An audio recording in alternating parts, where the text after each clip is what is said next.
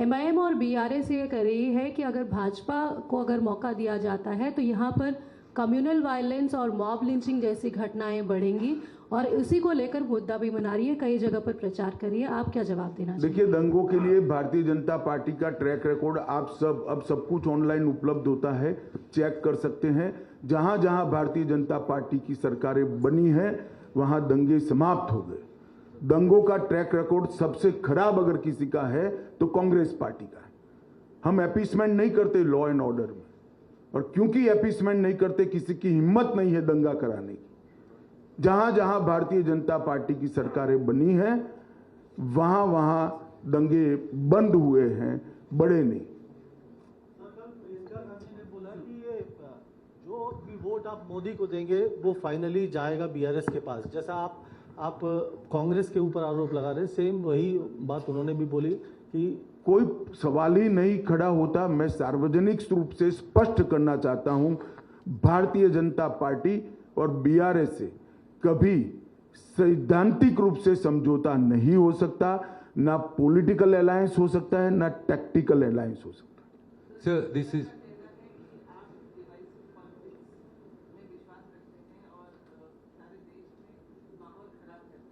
देखिए, कोरा आरोप लगाना ठीक है।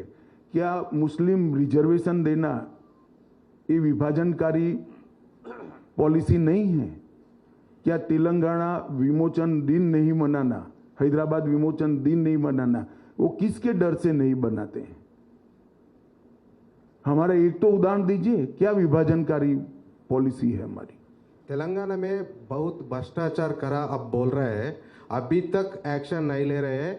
बीआरएस को प्रोटेक्ट बीजेपी कर रहे हैं, कांग्रेस प्रचार करके जा रहे हैं। कैसा देख रहे हैं? देखिए, जो जो भारत सरकार के डोमेन में है वो सारी जांच प्रक्रिया में है, मगर चुनाव के कैलेंडर के हिसाब से जांच नहीं चल सकती। मैं आपको स्पष्टता पूर्वक बताता हूं, भारतीय जनता पार्टी की तेलंगाना में सरकार बनने के बाद एक एक करप्शन की जांच होगी और रिस्पॉन्सिबल लोग जेल की सलाखों के पीछे जाएंगे। Sir, this is Paniharan from Hans India. You are talking about appeasement. There are reports that, Indian citizenship is being sold in the open market in West Bengal by offering voter cards and that kind of enrollment. What is your take on that?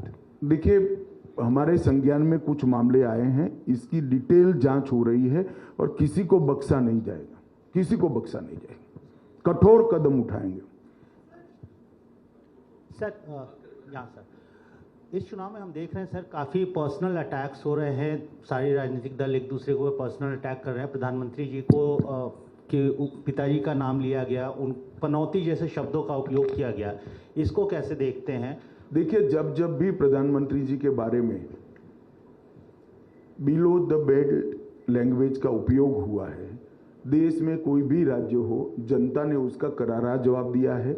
मुझे भी भरोसा है ये जो below the belt language उपयोग हो रही है उसका करारा जवाब तेलंगाना के मतदाता वोटिंग में देंगे।